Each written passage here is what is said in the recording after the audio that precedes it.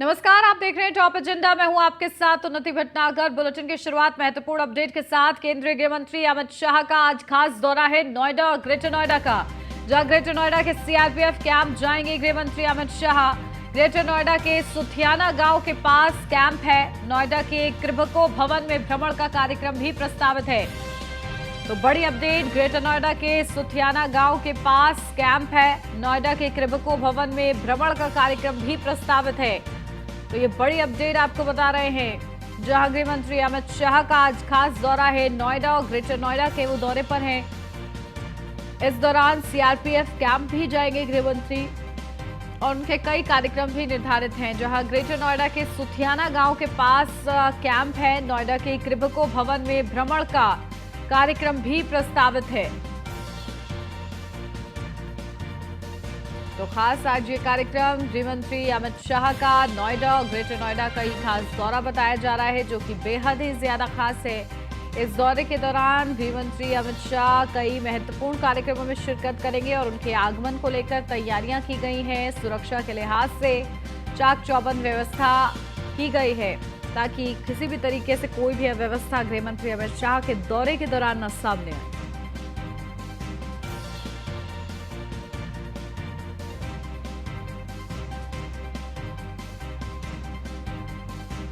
तो ग्रेटर नोएडा के CRPF camp जाएंगे गृह मंत्री अमित शाह। ग्रेटर नोएडा के सुथियाना गांव के पास है कैंप। तो नोएडा की कृभको भवन में भ्रमण का कार्यक्रम भी प्रस्तावित है। तो केंद्रीय गृह मंत्री अमित शाह का आज नोएडा और ग्रेटर नोएडा का ये खास दौरा है। तो ग्रेटर नोएडा के सीआरपीएफ कैंप जाएंगे अमित शाह। ये बड़ी अपडेट आपको बता दें, ग्रेटर नोएडा के सुथियाना गांव के पास कैंप है और इस कैंप में जाएंगे। राष्ट्रीय महामंत्री सुनील बंसल का लखनऊ दौरा। आज विस्तारकों के साथ बैठक करेंगे सुनील बंसल। हारी हुई 14 सीटों को लेकर बैठक में मंथन होगा। राष्ट्रीय महामंत्री विस्तारकों को नई टिप्स देंगे। आज दोपहर 1:30 बजे प्रदेश मुख्यालय पर बैठक है। यूपी की हारी हुई 14 लोकसभा सीट बीजेपी की नजर रहेगी जिस पर, तो बंसल पर हारी हुई सीट पर कमल खिलाने की जिम्मेदारी होगी। विस्तारकों की रिपोर्ट पर शीर्ष नेतृत्व की भी नजर रहेगी। तो प्रधानमंत्री नरेंद्र मोदी भी सभी विस्तारकों संग संवाद कर चुके हैं।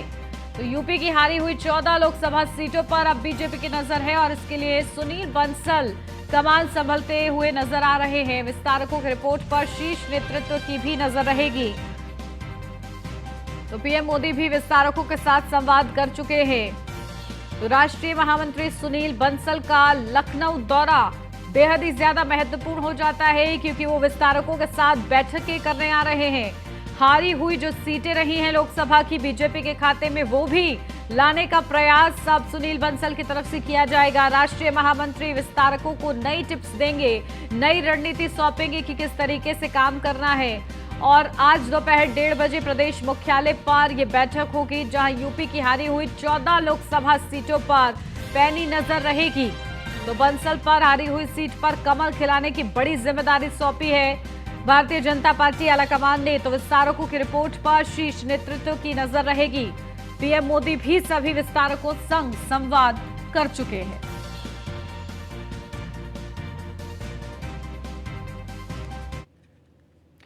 सीएम योगी आदित्यनाथ का 2 दिवसीय वाराणसी दौरा। यूथ 20 समिट का उद्घाटन कार्यक्रम आज सीएम योगी कार्यक्रम का करेंगे उद्घाटन। सुबह 9 बजे रुद्राक्ष कन्वेंशन सेंटर में कार्यक्रम होगा। तो यूथ 20 समिट का उद्घाटन कार्यक्रम है आज, जहां वाराणसी के 2 दिवसीय दौरे पर सीएम योगी आदित्यनाथ इस खास कार्यक्रम के लिए, जहां सुबह 9 सीएम योगी आदित्यनाथ।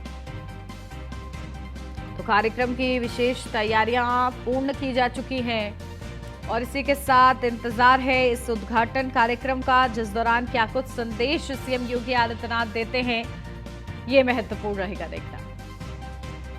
सीएम योगी का वाराणसी दौरा। काशी विश्वनाथ धाम पहुंचे सीएम योगी आदित्यनाथ। मंत्रोच्चारण के साथ दर्शन पूजन किया है। इससे पहले अपना घर आश्रम में निराश्रित लोगों के साथ मुलाकात भी की है सीएम योगी आदित्यनाथ ने। अपना घर आश्रम जाकर लोगों से हालचाल जाना है। मुख्यमंत्री ने प्रभु सेवा केंद्र का लोकार्पण किया। मुख्यमंत्री ने आश्रम की व्यवस्था की सराहना भी की है।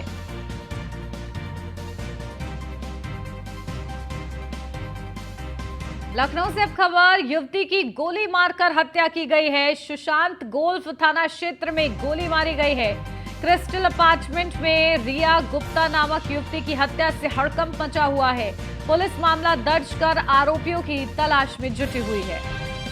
तो सुशांत गोल्फ का ये पूरा मामला, क्रिस्टल अपार्टमेंट में रिया गुप्ता नामक युवती की हत्या से हड़कंप मच गया है। पुलिस मामला दर्ज कर आरोपियों की तलाश में जुटी हुई है। युवती की गोली मारकर हत्या, लखनऊ से ये बड़ी खबर आपको बता रहे हैं। सुशांत गोल्फ थाना क्षेत्र में गोली मारी गई है।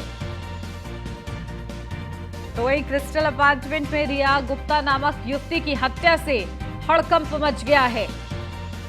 तो पुलिस ने पूरा मामला दर्ज कर लिया है। पुलिस इस पूरे मामले की तह तक जाने का प्रयास कर रही है और तलाश के आधार पर ही आगे की कार्रवाई की जाएगी। तो युवती की गोली मारकर हत्या की गई है। सुशांत गोल्फ थाना क्षेत्र में गोली मारी गई है। तो क्रिस्टल अपार्टमेंट में रिया गुप्ता नामक युवती की हत्या से हड़कंप मच गया है। तो पुलिस मामला दर्ज कर आरोपियों की तलाश में जुटी हुई है।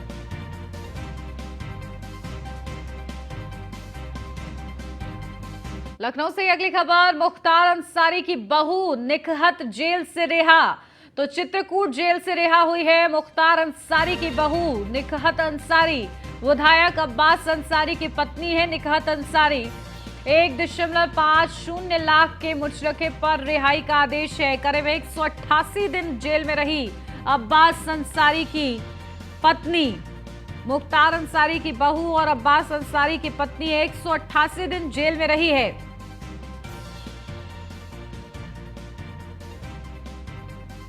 तो जेल से रिहाई हो चुकी है मुख्तार अंसारी की बहू की निकहत अंसारी, जो कि अब्बास अंसारी की पत्नी है। उनकी रिहाई हुई है। 1.50 लाख के मुचलके पर रिहाई का आदेश दिया गया है। करीब 188 दिन जेल में रहने के बाद अब्बास अंसारी की पत्नी निकहत अंसारी को रिहा कर दिया गया है। तो 188 दिन जेल में व्यतीत किए हैं अब्बास अंसारी। मुख्तार अंसारी की बहू और अब्बास अंसारी की पत्नी निकहत अंसारी जेल से रिहा हो चुकी हैं। चित्रकूट जेल से रिहा हुई हैं मुख्तार की बहू।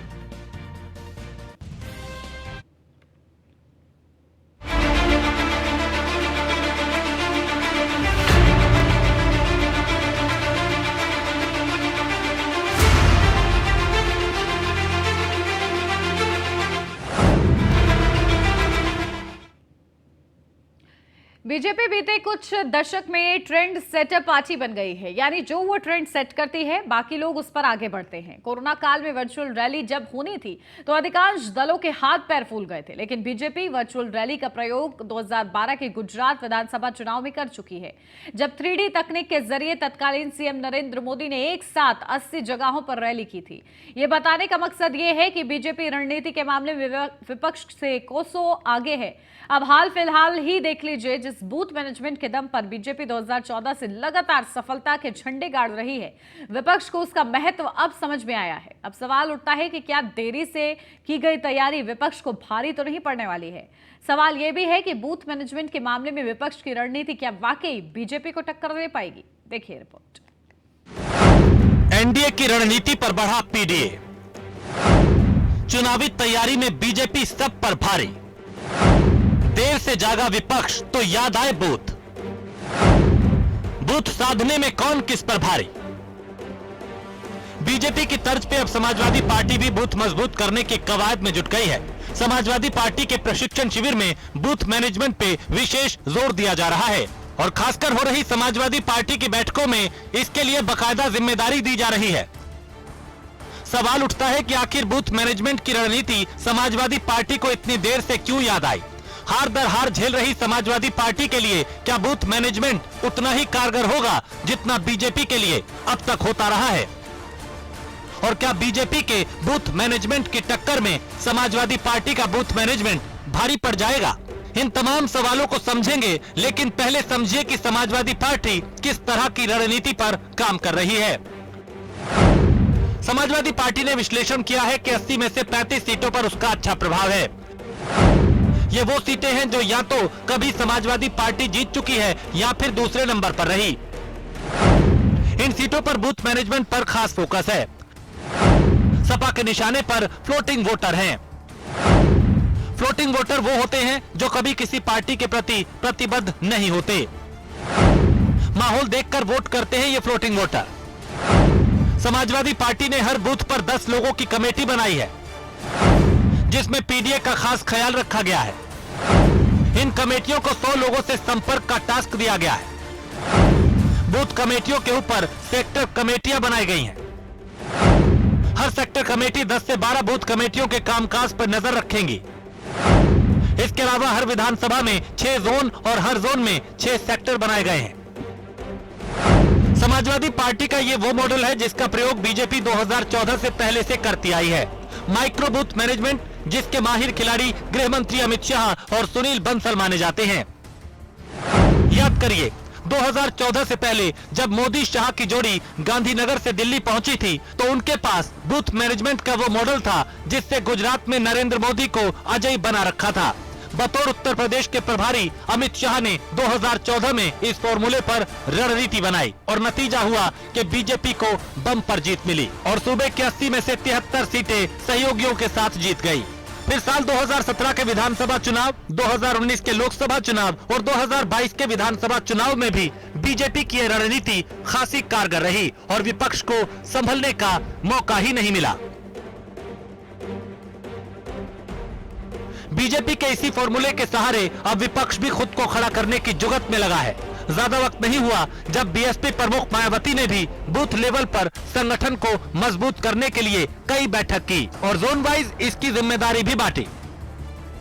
यानी बीजेपी की रणनीति को विपक्ष ने भी मुफीद मान लिया है। लेकिन बड़ा सवाल ये कि क्या सिर्फ नकल की रणनीति अपनाने भर से विपक्ष बीजेपी को टक्कर दे पाएगा? और क्या जिन बूथों पर बीजेपी पिछले 10 साल से मजबूत है, उन बूथों पर बीजेपी की रणनीति की काट तलाश पाएगा? Bureau report, news one India. ब्रेक के बाद स्वागत है आपका। बढ़ते आगे, क्या 2024 की सियासी लड़ाई का सेंटर सनातन बनेगा? ये सवाल इसलिए कि इन दिनों खुद को ज्यादा बड़ा हिंदू दिखाने की होड़ सी मची है। कांग्रेस के नेता चुनावों के दौरान मंदिरों का चक्कर काटते हैं, ये बात किसी से छिपी नहीं है। अखिलेश यादव ने अपने प्रशिक्षण शिविर की शुरुआत नैमिषारण्य से की। इसका भी संदेश समझना ज्यादा मुश्किल नहीं है। अब ताजा बयान आया है पूर्व कांग्रेस नेता और जम्मू कश्मीर के पूर्व मुख्यमंत्री गुलाम नबी आजाद का, जिनके मुताबिक भारत के जो भी मुसलमान हैं उनके पूर्वज मूल रूप से हिंदू हैं। चुनावी माहौल में इस बयान को लेकर हलचल तेज हो गई है और सवाल उठने लगे हैं कि वो कांग्रेस जिसने सुप्रीम कोर्ट में हलफनामा देकर भगवान राम को काल्पनिक माना था, उस पार्टी में अपना लंबा सियासी जीवन बिताने वाले आजाद साहब को ये बात अभी ही क्यों याद आ रही है? देखिए रिपोर्ट।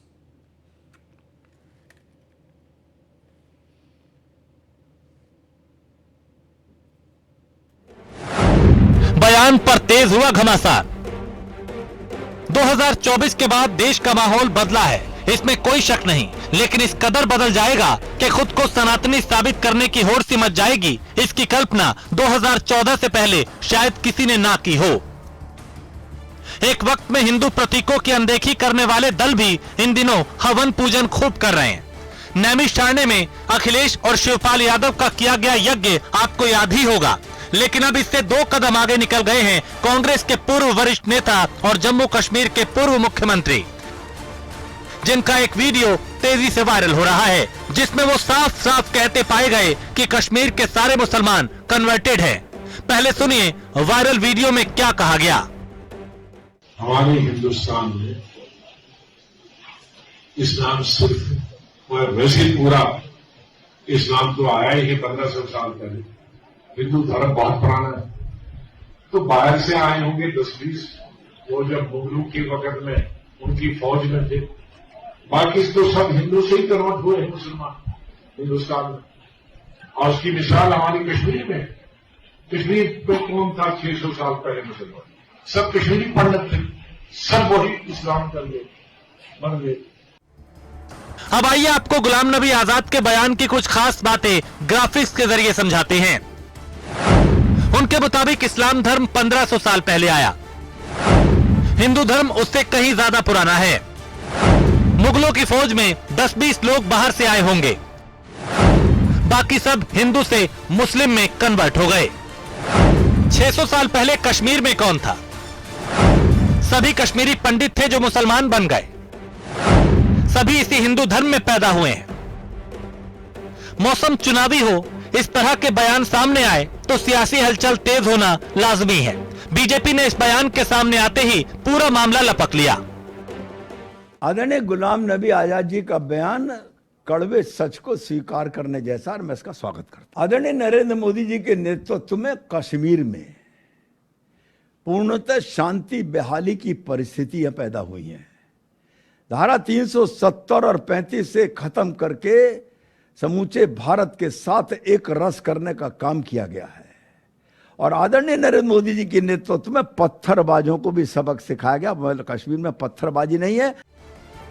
वहीं हिंदू संगठनों ने भी गुलाम नबी आजाद के बयान का स्वागत किया, लेकिन तंज भरे लहजे में। सुनिए चक्रपाणी महाराज को। पूर्व कांग्रेस नेता गुलाम नबी आजाद ने जिस तरीके से बयान दिया है कि हिंदू सनातन धर्म सबसे पुराना है इस्लाम से तुलना करते हुए, बिल्कुल सही बोला है, यथार्थ बोला है। लेकिन यही है कि अगर पहले बोल दिए होते, बयान दे दिया होता, तो शायद कांग्रेस वालों को सद्बुद्धि आ गया होता और कांग्रेस सर्वोच्च न्यायालय में नहीं कहती कि भगवान श्री राम काल्पनिक है। लेकिन कोई बात नहीं, दे रहा है, दुरुस्त है। मैं पूर्व कांग्रेस नेता श्री गुलाम नबी आजाद जी के इस बढ़ते आगे श्रावस्ती से इस वक्त की बड़ी खबर। पुरानी रंजिश के चलते दो पक्षों में विवाद। पुरानी रंजिश में चली ताबड़तोड़ गोलियां, दो पक्षों में खूनी संघर्ष हुआ। गोली लगने से एक युवक की मौत हुई, महिला समेत 3 लोग घायल। हादसे में 2 लोगों की हालत गंभीर है, ट्रॉमा सेंटर रेफर किया गया है। इकोना थाना क्षेत्र के जयचंदपुर कटघरा गांव का ये पूरा मामला बताया जा रहा है। तो पुरानी रंजिश में चली हैं ताबड़तोड़ गोलियां, जहां हादसे में 2 लोगों की हालत गंभीर है, ट्रॉमा सेंटर रेफर किया गया है।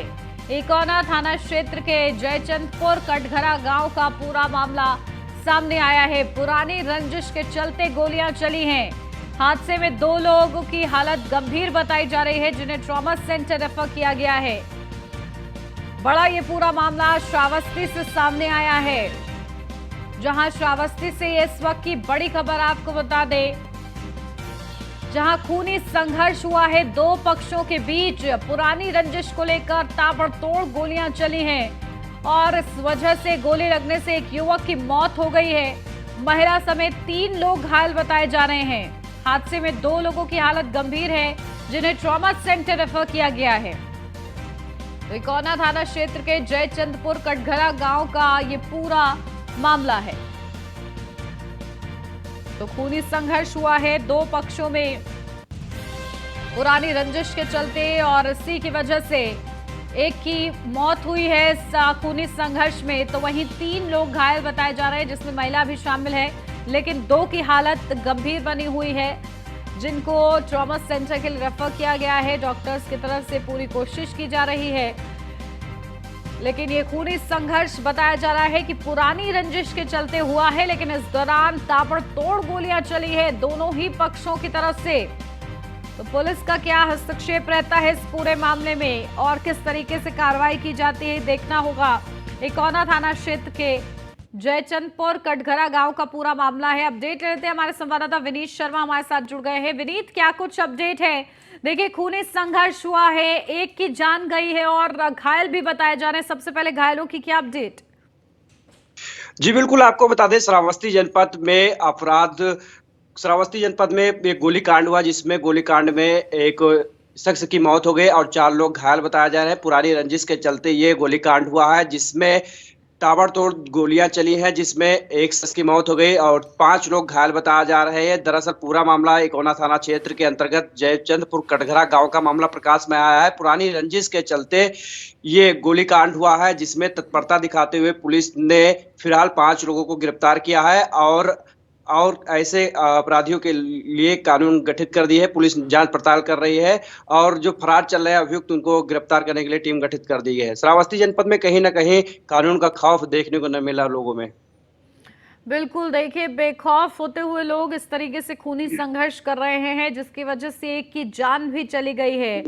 ठीक है, देखिए किस तरीके से पुलिस हस्तक्षेप करती है इस पूरे मामले में, ये देखना होगा। बहुत शुक्रिया विनीत आपका तमाम जानकारी के लिए। लखनऊ से अब खबर, नक्सलियों को कस्टडी रिमांड में लेने के लिए कोर्ट में अर्जी दाखिल। एटीएस स्पेशल कोर्ट में अर्जी दाखिल की गई है। ये बड़ी अपडेट आपको बता दें, एटीएस की रिमांड अर्जी पर आज सुनवाई होगी। तो एटीएस स्पेशल कोर्ट में दाखिल हुई है अर्जी। एटीएस की रिमांड अर्जी पर आज सुनवाई होगी। एटीएस स्पेशल कोर्ट ने 5 आरोपियों को कल तलब किया है। एटीएस ने एक महिला समेत 5 नक्सलियों को बलिया से गिरफ्तार किया था। और इसी के साथ इस बुलेटिन में बस इतना ही। खबरों का सिलसिला आगे भी जारी रहेगा। आप बने रहिए न्यूज़ 1 इंडिया के साथ।